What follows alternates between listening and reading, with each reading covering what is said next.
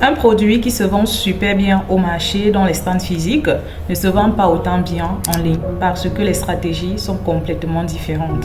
À la fin de cette vidéo, tu sauras exactement comment choisir un produit rentable pour te positionner en ligne et faire toi aussi tes millions avant la fin de cette année 2025. D'accord? Alors reste jusqu'à la fin parce que le dernier critère, c'est celui-là qui te permettra de faire un choix stratégique en vue justement de développer ton chiffre d'affaires et d'avoir une certaine constance dans tes ventes. Alors, je suis Oriane Sandra, entrepreneur web, géomètre topographe également.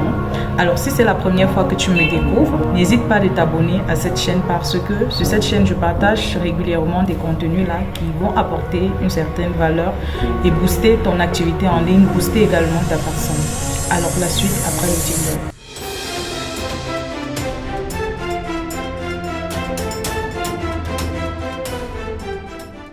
Ce que tu dois savoir, c'est que lorsqu'on achète un produit au marché ou même dans un stand physique, on a la possibilité de toucher du doigt ce produit, on le voit et on peut le toucher. Or, en ligne, le critère justement qui nous pousse à cliquer pour contacter la personne généralement, c'est la photo.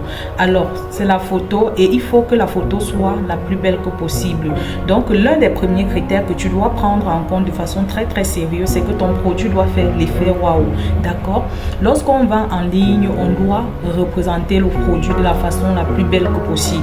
La photo du produit doit donner envie de cliquer sur le produit, envie de vous contacter pour pouvoir entrer en position du produit, d'accord? C'est d'abord ça l'élément déclencheur. C'est la raison pour laquelle il doit vraiment être percutant et attractif, d'accord? Même si tu as un bon test publicitaire convaincant, si la photo n'est pas attrayante, tu vas forcément fuir la personne qui est en train de regarder, tu vas faire fuir tes prospects. Alors, le deuxième critère à prendre en compte pour justement choisir un produit rentable, c'est la qualité du produit. Oui, les amis, sachez que lorsque tu vends un produit à une personne en ligne, tu as la possibilité justement de vendre 10 produits à cette personne et aux relations de cette personne. C'est la raison pour laquelle vous devez toujours vous assurer que le produit que vous voulez donner est un produit de qualité.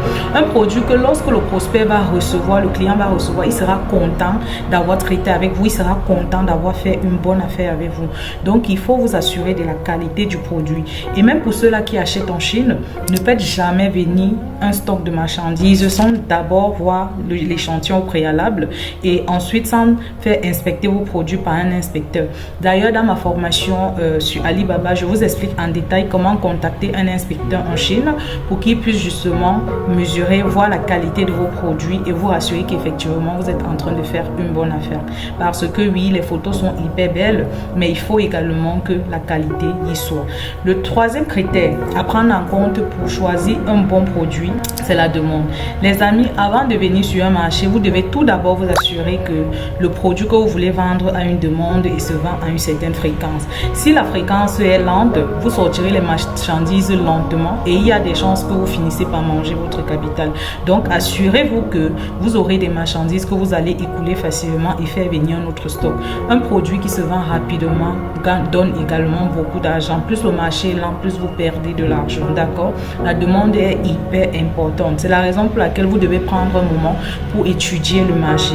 Je l'explique d'ailleurs en détail dans le programme Marketing Digital Pro. Quatrième critère que vous devez prendre en compte de façon très sérieuse, les amis, c'est la concurrence. Ah oui, parfois on se dit non, j'ai vu ce produit, il est hyper beau et on part directement acheter un grand stock, on vient avec sur le marché.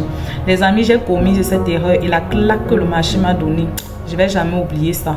Donc, si j'ai un conseil à vous donner, c'est que si vous voulez, par exemple, vendre les sacs à main ou même les sacs à dos, n'importe quel produit, la première chose à faire, c'est de faire une descente dans les marchés locaux, comprendre comment les sacs à dos, les sacs à main se vendent là-bas. Pour comprendre la concurrence, vous faites un tour en ligne. Si vous voulez vendre sur Facebook, vous cherchez des personnes qui vendent des sacs à main dans votre marché pour comprendre comment ils peaufinent leur stratégie, comprendre si ces personnes font du chiffre, s'ils s'en sortent avec ce business. D'accord, les amis, avant de vous lancer, parce que ça va vous éviter, de perdre en temps, de perdre en argent et ça va également vous permettre justement de vous positionner de façon stratégique. La concurrence, les amis, c'est la météo. C'est lui qui permet de savoir s'il fait bon dans ce beau temps, dans ce marché ou pas. Donc, prenez toujours le temps d'étudier ce que vos concurrents font à côté. Très important. Le dernier critère, les amis, est l'un des critères, la crème des crèmes. c'est le bénéfice. Ah oui, les amis, s'il n'y a pas de bénéfice, pourquoi me casser la tête? Si je n'ai pas de bénéfice, j'ai pas besoin de vendre ce produit. C'est le bénéfice. Quand je fais mes mathématiques là et que je vois à quel point je suis gagnante, à quel point quand je vais vendre un produit, j'aurai un bénéfice peut-être de 10 000, 15 000, bah, je suis contente. Je suis contente de mener les actions qu'il faut, de convaincre les clients et tout, parce que je sais qu'au final, je serai gagnante. Mais si ce n'est pas le cas, quelle sera ma motivation? Les amis, c'est le bénéfice qui nous motive tous. D'accord? Après avoir déduit toutes les charges, combien est-ce qu'il me reste? Est-ce que ce montant correspond à ma personne? Parce qu'on n'a pas tous les mêmes niveaux de vie aussi. Un bénéfice de 5 000 peut satisfaire X, un bénéfice de 2 000 satisfait Y, un bénéfice de 50 000 satisfait Z. Donc voilà les amis, les critères que vous devez toujours prendre en compte lorsque vous décidez de vous lancer en ligne. Et petit bonus les amis, lorsque vous voulez vous lancer en ligne pour vendre un produit, soyez flexible dans le choix de votre produit. Ne dites pas que non, je veux vendre les mèches et puis vous partez dans le marché des perruques, ça vous tape, vous utilisez toutes les stratégies, ça ne fonctionne pas et vous êtes toujours là. Non. Si vous connaissez un produit qui peut se vendre mieux que ces mèches-là, changez de produit. Et c'est la raison pour laquelle je recommande toujours de commencer avec une petite quantité, quelques pièces d'abord, avant de prendre le grand stock. Parce que le but, le nerf de la guerre, c'est de comprendre la stratégie qui fonctionne.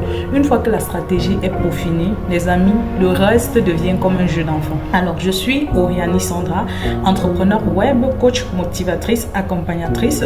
J'ai accompagné aujourd'hui déjà 300 personnes à travers l'Afrique et plus même à se développer en ligne ou même à développer leur personne, d'accord? Si tu veux également faire partie du programme Marketing Digital Pro, n'hésite pas justement de cliquer en bas là et de me contacter via mon WhatsApp directement afin qu'on puisse discuter des modalités de cette formation. En plus de cela, les amis, n'hésite pas de me dire dans les commentaires lesquels critères tu prends en compte avant de vendre, de choisir un produit à vendre en ligne et de me dire sur quelle base tu choisis tes produits. Ça me fera énormément plaisir de te lire, d'accord? Donc voilà, on se dit à bientôt pour une autre vidéo. N'oublie pas de t'abonner si tu ne t'es pas toujours abonné et on se dit à bientôt pour une autre vidéo. C'était Oriani Sandra. Ciao, ciao, bye.